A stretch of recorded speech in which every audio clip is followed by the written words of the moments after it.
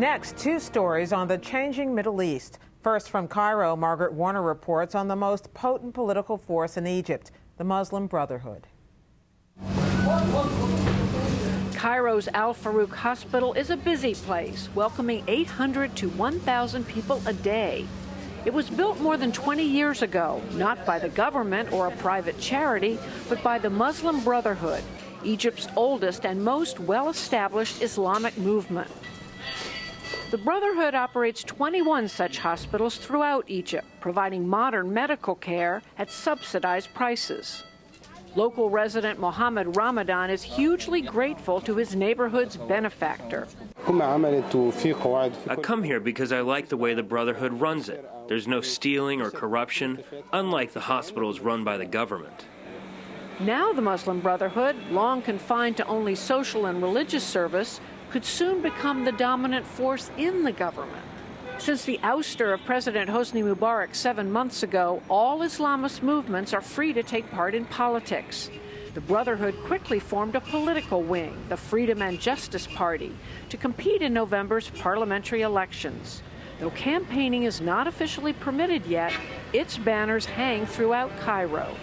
But the party is taking it slowly. It's pledged to restrict itself to running in only half of Egypt's districts this time. We need a stable, concrete majority for building the new democratic era.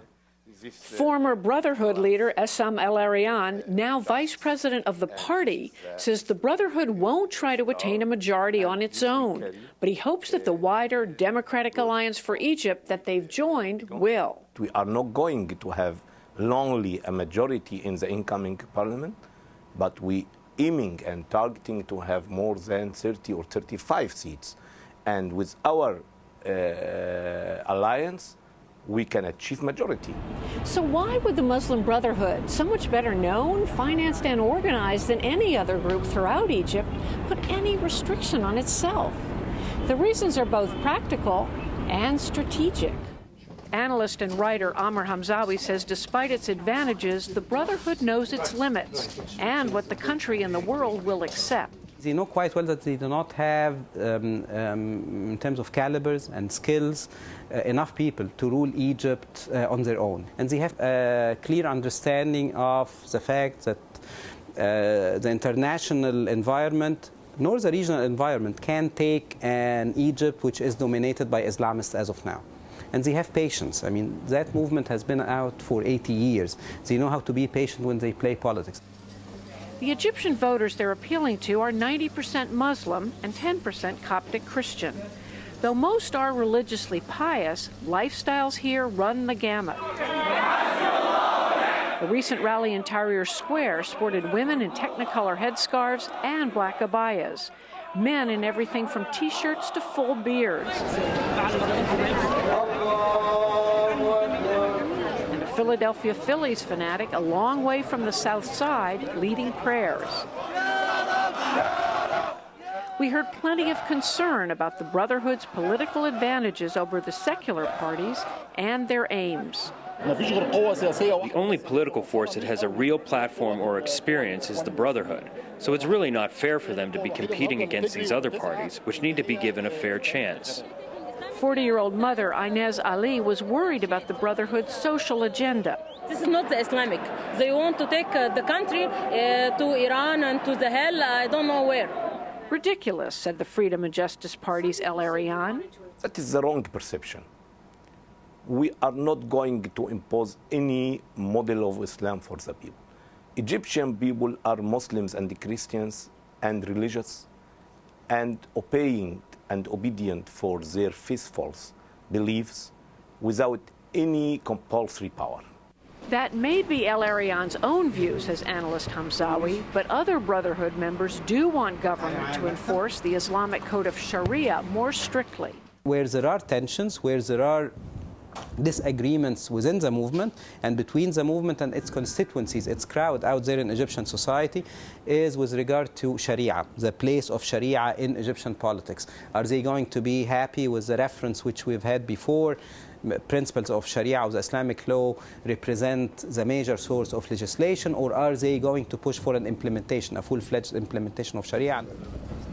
Though the Brotherhood stuck together during 90 years of repression, now other splits are emerging. Abdulmonem Abul Fattouh, for decades a top Brotherhood figure, was expelled early this summer for defying the movement's decision not to enter the presidential election to come. He thinks the extent of Sharia influence in Egypt now is just fine. مصر كانت على مدار 15 قرن. I don't think that there is a lot to change. We're going to turn Egypt into an Islamic state? This is extremist talk. Why is that extremist talk? What the extremist groups say now is that Egypt was not Islamic, and it's time to turn to Islam again, and I disagree with that. I believe that Islamic civilization came after the Coptic Christian civilization, and before that, the pharaohs. The Egyptian people are tolerant and accept others, so we are not remaking Egypt. What we want to do is fix it.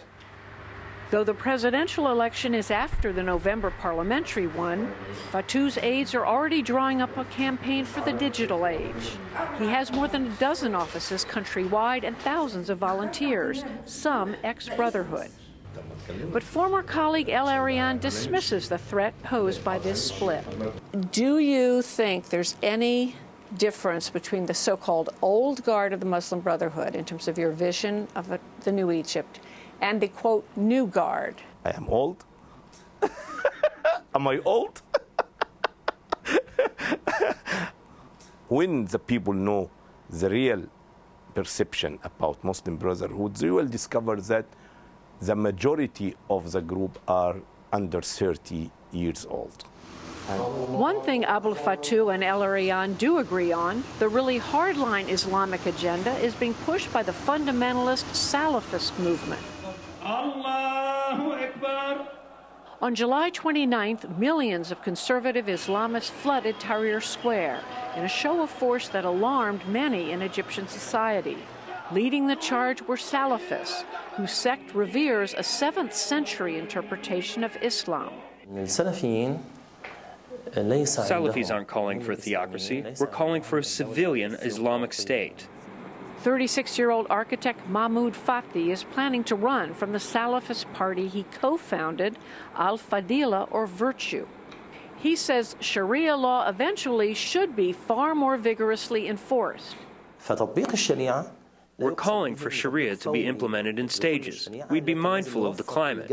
If people then cross the red lines, then they'll be punished. And that punishment could include cutting off the hand of a thief. Do you think ultimately that's the best way to protect society from thieves and to prevent people from stealing? Of course. Of course. Would you require women to cover their hair? Okay, listen. إحنا حزب سياسي. On the veiling of women, we would defer to expert institutions. If they say women should be wearing the veil, then the state will encourage that. And if women say they don't want to wear the veil, then we'd ask the institution, what is the punishment? El Arian dismisses the Salafist message and prospects. Egyptians are moderate people, tolerant people. I think even if other extremists from any side go to the politics, they cannot win more than 5 to 7%. But analyst Hamzawi isn't so sure. Radical groups, radical interpretations win, especially in moments of uncertainty, of instability. And we are going through a phase of uncertainty and instability in Egypt. Yes, it's not a radical country, but that has very little to do with moderation or lack of moderation in politics. That's a different issue.